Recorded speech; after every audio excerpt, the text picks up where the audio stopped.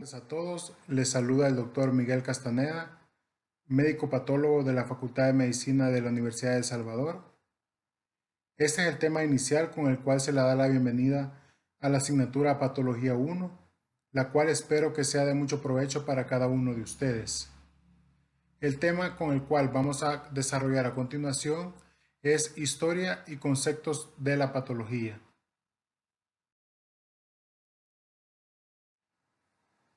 Los subtemas que desarrollaremos a continuación son el concepto de patología, la importancia que representa la patología dentro de la carrera, así como en la medicina, la historia que ha precedido a la patología y sus divisiones, algunos conceptos básicos para refrescar la memoria y mitos y realidades que tenemos acerca de la especialidad de patología.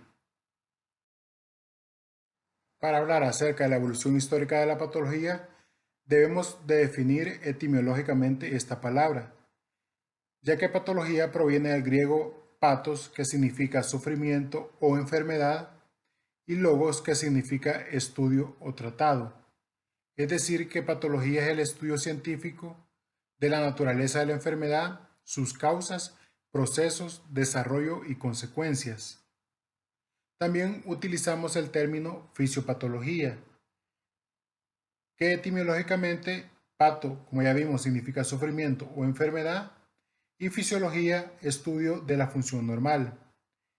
Por lo tanto, esto incluye el estudio del trastorno de la función o el compromiso de la homeostasis en presencia de una enfermedad.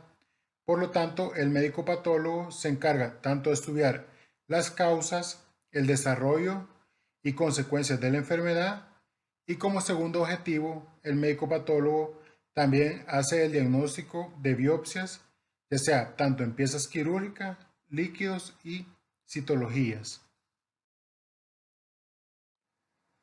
A continuación hablaremos sobre algunos conceptos básicos o refrescaremos la memoria sobre algunos conceptos que deben saber para abordar el tema de anatomía patológica. Vamos, la anatomía patológica es la ciencia que estudia las bases tanto fisiopatológicas y morfológicas de la enfermedad. Por lo tanto, la patología es una rama de la medicina que estudia las enfermedades. Tenemos que dejar bien claro algunos conceptos como lo son el mecanismo de la enfermedad, que también se le conoce como patogenia, las alteraciones estructurales o cambios morfológicos, las consecuencias de las enfermedades, ya sean funcionales o que se van a manifestar como un significado clínico. Por eso decía Sir William Osler que su práctica médica será tan buena como su comprensión de la patología. Como su libro de texto dice, la patología se considera un puente que conecta tanto las áreas básicas como las áreas clínicas, es decir, las materias que ustedes han visto en años anteriores, así como las que van a ver en los años siguientes, como lo son las materias del área clínica, como es medicina interna, cirugía, pediatría, ginecología y obstetricia, en las cuales son áreas que la patología se considera como un tronco y la conexión que vamos a dar como una base para que ustedes puedan comprender mejor estas materias.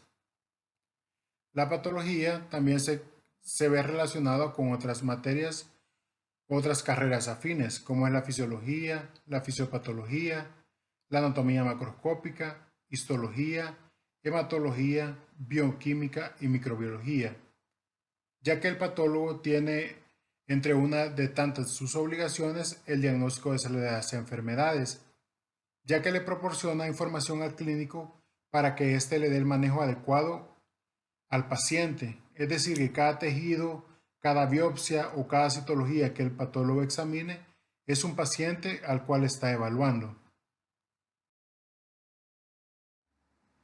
La anatomía patológica se puede subdividir en dos: la general, que es la ciencia teórica que estudia los principios generales y mecanismos de la enfermedad, y la especial, que es la patología clínica, que se aplican métodos de laboratorio para el diagnóstico de la enfermedad, ya sea qué examen de laboratorio se van a solicitar y cómo estos se interpretan.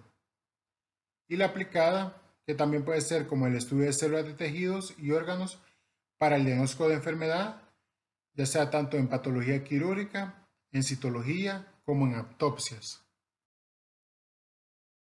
Por lo que podemos decir que la anatomía patológica logra estudiar la enfermedad a nivel molecular, subcelular, celular, tisular y orgánico, lo cual veremos más adelante cuando veamos la historia de la patología moderna. A continuación abordaremos algunos conceptos que es necesario tenerlos en cuenta y refrescarlos para su mejor comprensión de lo que es la anatomía patológica. Como ya mencionamos anteriormente, sabemos que patología etimológicamente significa el estudio de la enfermedad. Por eso enfermedad se define como cualquier alteración morfológica de un órgano, de un tejido o de un grupo de células. La OMS define la salud como el estado de completo bienestar físico, mental y social, y no solamente la ausencia de afecciones o enfermedades. Esta definición data de 1948 y si bien ha sufrido numerosas críticas, es aún a día de hoy la más conocida y aceptada globalmente por la comunidad sanitaria y la población en general. La OMS define enfermedad como alteración o desviación del estado fisiológico en una o varias partes del cuerpo, por causas en general conocidas, manifestadas por síntomas y signos característicos y cuya evolución es más o menos previsible. Otro concepto a tener en cuenta es el término etiología. Es el estudio de las causas de la enfermedad, que pueden ser estas tanto congénitas o adquiridas. Algunos factores personales individualizan cada enfermedad. Los agentes de la enfermedad son intrínsecos o extrínsecos, y estos pueden ser genéticos, físicos, químicos, nutricionales, inmunológicos o biológicos. Otro término es patogénesis. La patogénesis es el desarrollo y resultado del proceso de enfermar. Otro término es histogénesis. Este se refiere al estudio de la génesis tisular de la enfermedad. Otro concepto es muerte, que más adelante se desarrollará a profundidad en las próximas clases. Podemos decir que existen dos tipos, la del organismo y la de las células o los tejidos, ya sea por un mecanismo de necrosis o apoptosis. Esta cesa toda actividad de ritmo cerebral más paralización de toda actividad metabólica, lo cual produce el rigor mortis. Otro concepto, lo que es autopsia, la cual proviene etimológicamente del griego auto, y seo, que es mirarse a uno mismo. Este se define como la disección de un cuerpo muerto para determinar la causa de muerte o la naturaleza de la enfermedad. Algunos de los propósitos para realizar una autopsia son los siguientes: determinar la causa de muerte, comprobar la eficacia del tratamiento, aclarar dudas, facilitar información a la familia sobre diferentes enfermedades y por medio de docencia. Por lo tanto, en la actualidad las autopsias se consideran como un método de enseñanza, ya que se han demostrado que un 10 al 12% de estas se encuentran errores de diagnóstico. A continuación, nos centraremos a hablar sobre la historia de la anatomía patológica, todo lo que ésta tuvo que pasar desde creencias mágico-religiosas, luego en la antigua Grecia, luego este conocimiento llegó a Roma y finalmente llegó hacia Europa. Con el inicio del Renacimiento pasó a Francia, Inglaterra y finalmente se diseminó por todas partes del mundo, llegando a consolidar lo que conocemos en la actualidad o lo que representa en la actualidad la especialidad de anatomía patológica. Al comienzo de la humanidad existió el deseo de saber más acerca de las causas, los mecanismos y la naturaleza de las enfermedades. Esto evolucionó a través de los siglos desde creencias sobrenaturales hasta lo que se conoce ahora como la patología moderna. Antes se consideraba la enfermedad como parte de una sociedad, por eso cada nivel de organización tiene sus propias características de reacción a la enfermedad. Cada paso de un nivel a otro ha supuesto un gran avance científico para la medicina, tanto desde las creencias religiosas y mágicas hasta el método racional, es decir, desde la prehistoria hasta 1500 después de Cristo. Mencionábamos, la medicina primitiva fue predominantemente social, basada en los principios de hechicería y de magia que afectaban a toda la sociedad, ya sea ideas mágico-religiosas debido a la ira de Dios o al ojo maligno de los espíritus. Mencionábamos, en la época prehistórica, las enfermedades aparecían en forma de epidemias, consideradas como castigo de los dioses a toda la sociedad. Las terapéuticas estaban encaminadas a agradar a los dioses o ahuyentar a los espíritus malignos causantes de las enfermedades. En la época humoral, el periodo de las creencias mágicas antiguas, dio paso a un abordaje filosófico racional de la enfermedad basado en la observación. En la moral, la enfermedad se consideró una anomalía con diferentes aspectos, que se manifestaban por medio de síntomas diferentes, y esta era debido a causas míticas. Cuando los filósofos griegos Sócrates, Platón y Aristóteles presentaron los conceptos filosóficos para explicar todos los fenómenos naturales. Pensaban que las causas de muerte pueden ser debido a causas o poderes invisibles, conocida como animista, o naturalista, cuando lo introdujo Hipócrates, y estas son debidas a causas naturales. La práctica real de la medicina empezó con Hipócrates, que fue el gran genio clínico griego que se considera el padre de la medicina. Él postuló la teoría de los humores, en el cual decía que la enfermedad se producía por el desequilibrio de estos. Otro aporte importante fue debido a Celso, que fue el primero en describir los 4 signos cardinales de la inflamación: el rubor o eritema, el tumor o edema, el calor y el dolor. Otro personaje involucrado tenemos a Claudio Galeno, el cual postuló la teoría humoral o teoría de Galeno, en el cual la enfermedad era el resultado de un desequilibrio entre 4 humores o líquidos corporales. Entre estos teníamos a la sangre, la linfa, la bilis negra, que se creía que provenía del vaso, y la secreción biliar del hígado. La anatomía humana a la era de la patología microscópica, 1500 a 1800, se inició en Italia a finales del siglo XV, en el cual podemos involucrado el periodo del Renacimiento, y este se diseminó por toda Europa. Durante este periodo se hicieron bastantes avances, ya sea en el arte y la ciencia. La anatomía humana empezó a desarrollarse en este periodo con el trabajo artístico y las ilustraciones, y uno de los principales exponentes de esto fue Leonardo da Vinci, el que presenta un bosquejo de una figura bien conocida llamada el Vitruvio. Otro personaje involucrado es Vesalio, el cual en 1514 a 1564 fue el primero en disecar el cuerpo humano de criminales ejecutados. Mencionamos, Vesalio realizó autopsias a muertos y moribundos. Otro personaje descrito en la historia es Eristrato, el cual realizó disecciones de cadáveres y observó alteraciones morfológicas de la enfermedad.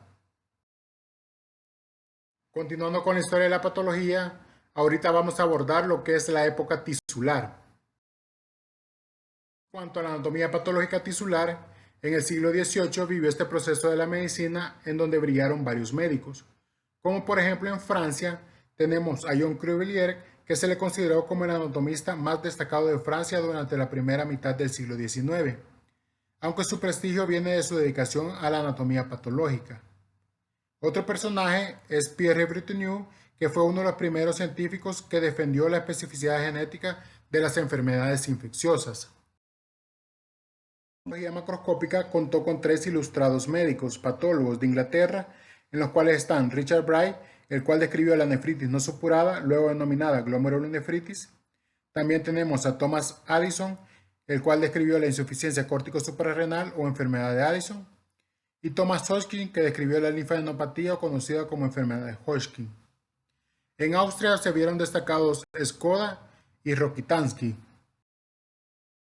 Como mencionábamos, la aportación de Rokitansky se basó en la recopilación de cerca de 30.000 protocolos de autopsia. Este fue un patólogo autodidacta alemán. Este autor describió una atrofia amarilla aguda del hígado e hizo varios descubrimientos y una monografía sobre enfermedades de arterias y cardiopatías congénitas. A diferencia de casi todos los demás cirujanos, él no practicó esta especialidad y propuso que el patólogo debería limitarse a realizar el diagnóstico, lo cual es considerado en la actualidad como algo válido y se sigue realizando. Como médico destacado tenemos a Xavier Bichat, que fue un médico francés que publicó varios libros en el que estableció su teoría celular, en el cual manifestaba que los órganos estaban compuestos por tejidos y dividió el estudio de la anatomía en una patología general y una patología sistémica. Como mencionamos, Bichat estableció que los órganos estaban formados por tejidos, de tal manera que los síntomas producidos por lesiones en los tejidos aparecen como lesiones en órganos diferentes. Otro aporte que realizó Bichat fue que descubrió 21 tejidos. En cuanto a la época celular, esta era del desarrollo tecnológico y de la patología celular, el cual fue comprendida entre 1800 a 1950, en la que la patología empezó a desarrollarse como una disciplina diagnóstica como consecuencia de la evolución de la patología celular en relación estrecha a los avances tecnológicos de esta época. Virchow de Alemania, que fue el primero en realizar exámenes microscópicos de tejidos enfermos a nivel celular, por lo que estableció la histopatología como un método de investigación y es considerado el verdadero padre de la anatomía patológica. Publicó varios libros, en el cual fue en 1856 su primer tratado doctrinal de anatomía patológica. Sus aportes, podemos mencionar que a los 26 años de edad inició la publicación de una revista, en la cual expresaba la estrecha relación entre anatomía patológica, fisiopatología y medicina clínica. Además, Virchow postuló dos hipótesis principales, que toda célula proviene de otra célula y la enfermedad es una alteración de la estructura y de la función normal de estas células. Solo la teoría de Bichat o vitalismo permitía establecer una cierta generalización de la patología con base científica. Como mencionábamos, Bichat creía que los órganos estaban compuestos por tejidos y dividió el estudio de la anatomía en una patología general y una patología sistémica. A los 37 años, Virchow dio una serie de conferencias recopiladas en uno de sus libros. La célula como elemento básico y unitario de todo el organismo y de todos los seres vivientes. La lesión de la célula es lo que conforma la enfermedad. Estableció una base general de la enfermedad basado en 6 principios que detallamos a continuación.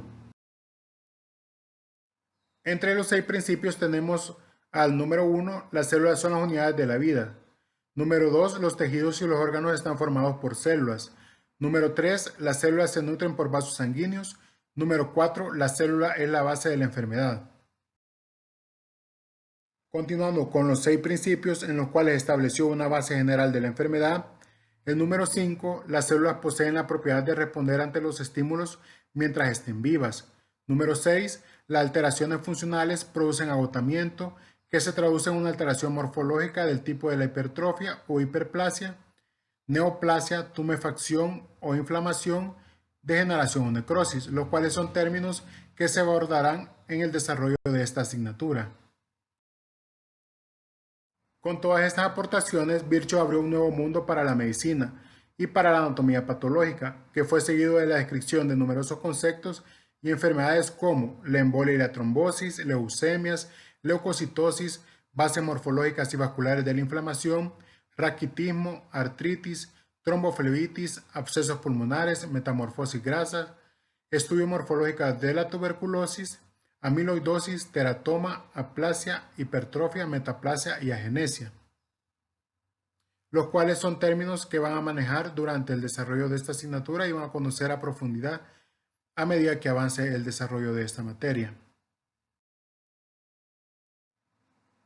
Continuando con los personajes que contribuyeron en la historia de la patología, podemos mencionar a Julius Cornell, que fue un médico cirujano con actividad de anatomopatólogo que comenzó en el siglo XIX y hasta mediados del siglo XX.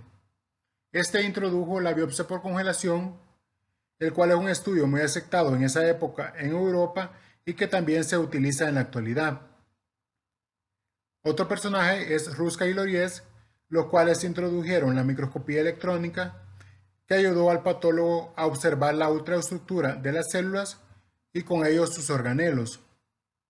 George Papanicolaou, el cual desarrolló la citología exfoliativa, que es un estudio que nos permite la detección temprana de cáncer de cuello uterino. Esto debido o gracias al médico patólogo estadounidense, por lo que en la actualidad se le considera como padre de la citología exfoliativa. William Boyd, el cual es un psiquiatra que luego se dedicó a la anatomía, escribió el libro Patología para cirujanos. Este sirvió de referencia por unos 50 años en cuanto a consulta de esta literatura. En este apartado de la historia de la anatomía patológica nos centraremos en la época molecular o patología moderna, que va desde la década de 1950 hasta el presente. Eso nos ha permitido el estudio de la enfermedad con el avance de la tecnología. Se hizo a un nivel más avanzado, es decir, a un nivel molecular. El avance en cuanto a la historia de la patología no solo sirvieron para estudiar a las células, sino también sus componentes microscópicos, incluyendo así técnicas bioquímicas y el descubrimiento de anticuerpos monoclonales.